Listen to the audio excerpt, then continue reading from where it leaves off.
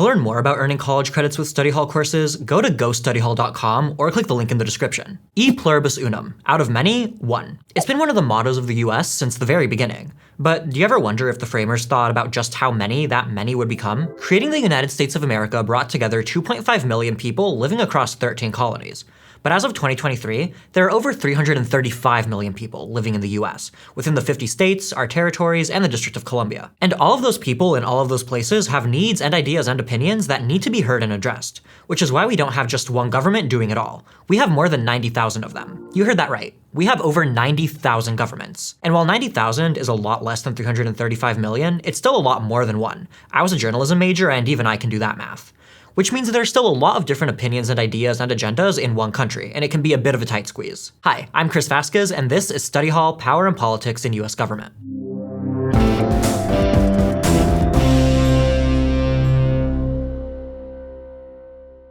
The Constitution doesn't actually say much about local government, but states have pretty much always had subdivisions below the state government level. And by subdivisions, I don't mean fancy suburbs, just lower levels of government. Virginia first divided itself into 4 subdivisions in 1618, and then into 8 shires or counties in 1634.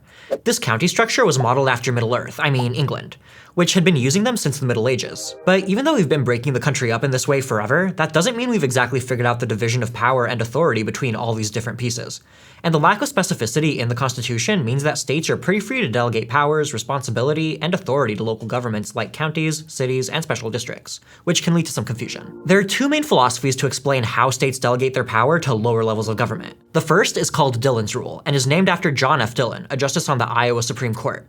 In the 1860s, he wrote that local governments and municipalities derive their power from the state.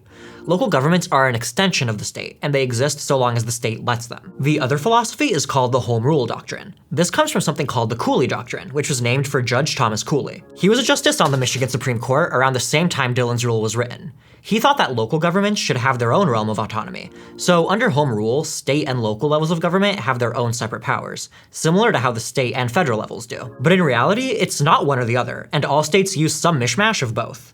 Local governments have some degree of autonomy, and state governments still have some degree of say over the local governments. And that often comes in the form of state preemption. The legal definition of preemption is basically that if a law from a lower level of government clashes with law from a higher level of government, then the higher level wins out. And in recent years, we've seen these clashes happen in a variety of ways. Like, take New York, for example. The New York State Constitution has a home rule clause that gives local governments the power to create laws related to the protection, order, conduct, safety, health, and well-being of persons or property. So in 2006, then New York City Mayor Michael Bloomberg banned paint kits that could be used to make brightly colored firearms. He wanted to prevent real guns from being mistaken for toys.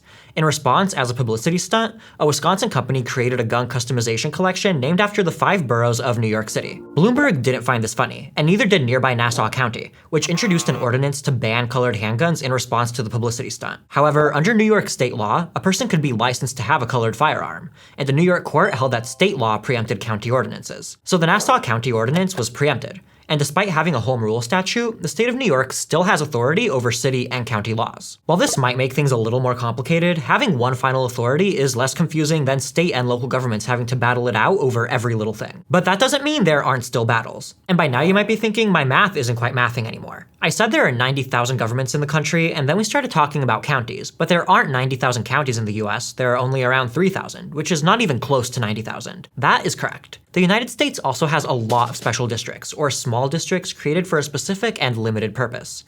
They often provide just one service for a specific defined area, like mosquito abatement in a city. No, really, there are special districts that exist for the sole purpose of controlling the mosquito population. In the 2017 government census, because those happen, they counted over 38,000 special districts across the country. If you're following along with the math, that's still not 90,000, it's 41,000. To get from 41,000 to 90,000, we also need to count cities, townships, villages, and school districts. And I promise you, it all adds up to 90,000. The census said so. Special districts are overseen by a board of directors or commissioners, or some equivalent. Sometimes those members are appointed by public officials or private groups, but others are elected. They often can create their own taxes, and they provide stuff like airports, fire protection, libraries, sewage, irrigation, or electric power, and Walt Disney World. You see, Florida has something called the Central Florida Tourism Oversight District, and no one really knew it existed until 2022, when Florida Governor Ron DeSantis started a feud against the House of Mouse. At that time, it was called the Reedy Creek Improvement District, and it was a special district where Disney could create and maintain its own fire department and zoning, and follow a separate building code, instead of the Florida building code that applies to other counties. But when Disney criticized DeSantis' controversial bill banning classroom instruction on gender identity and sexual orientation, DeSantis threatened to remove Disney's special district status. Instead, the district was restructured. As of 2023, the issue still hadn't been entirely resolved, but it brought attention to the existence of this specific type of local government. It also brought more attention to the tension between state and local powers, and that can extend even to the level of towns and cities. In a perfect world, the state and local governments would work together to best serve the residents. But we often hear about how the United States is getting more and more polarized, with voters moving further apart on the political spectrum. You might think this means the red states are getting redder and the blue states are getting bluer. But looking at the map zoomed out doesn't tell the whole story. The electoral map for the 2020 presidential election showed the usual. Some states were red, some were blue, and some were stripy to indicate that they flipped from the previous election. Some states might not surprise you, like how Oklahoma is red. They voted Republican in every election since 1968, or how Massachusetts is blue. They voted Democratic in all but 4 elections since 1928. But when you zoom in on the states themselves and see how each county voted, a different picture emerges.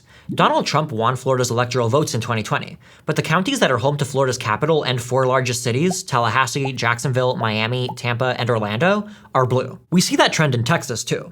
Texas went to Trump in 2020, but the counties that are home to Houston, Dallas, and Austin are all blue. And in states where Biden won the Electoral College, when you zoom in, the map might show a lot more red than you'd expect. Like, Minnesota counties are actually mostly red, but the state is often blue because of voters in the cities, Minneapolis, St. Paul, Rochester, and Duluth. As time has gone on, demographic shifts have happened with people moving around the country. Called the big sort, like-minded voters have clustered together, causing like-minded voting. So there's increased polarization between regions, not just states.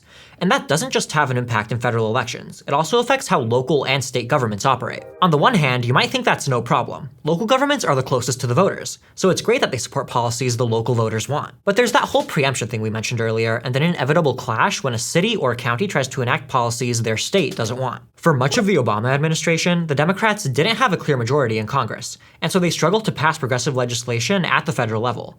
At the same time, the Republican Party was gaining more power at the state level. So city-level governments still controlled by the Democrats began passing legislation to support their progressive goals. And since then, states have been passing more and more preemption laws to override city laws. For example, after the Supreme Court overturned Roe v. Wade in 2022, red states started passing abortion bans. Then, district attorneys in some blue cities announced their intention not to enforce those bans as part of their prosecutorial discretion. That's a prosecutor's power to decide whether to bring criminal charges or not. In response, state legislatures used preemption to introduce bills that would force those district attorneys to enforce the abortion bans. And in June 2023, Texas Governor Greg Abbott signed a law that requires cities to get state approval before they can amend their charters to address climate change. He did that in response to activists trying to amend the El Paso City Charter to include climate goals. So with all of this going on, it can start to feel like maybe there's just too much division. Like maybe 90,000 is still way too many, or the balance of power has gotten off somewhere. And maybe the government isn't doing a great job of representing the people. It's just a lot of pluribus to fit into an unum. And as usual, there aren't any easy fixes to these complex issues. But to paraphrase Shrek, the government is like an onion. Not because it stinks and makes you cry, but because it has a lot of layers. There's our city-level government, the county level, the state level, and the federal level. We might even live within a special district with its own board of directors. And for the most part, all of those layers work together pretty well to provide services to their citizens. Most of the time, we don't even notice or think about being wrapped up inside this governmental onion until it starts to rot. But it's important to know how all the different governments are supposed to fit together and to understand our place within the onion. Because local government is still where we have the most say and the best opportunity to have an influence that will help make sure those 90,000 governments are really serving us. If you're enjoying Study Hall, Power and Politics in US Government and are interested in taking an online course and earning college credit, go to gostudyhall.com or click the button to learn more. Thanks for watching. See you next time.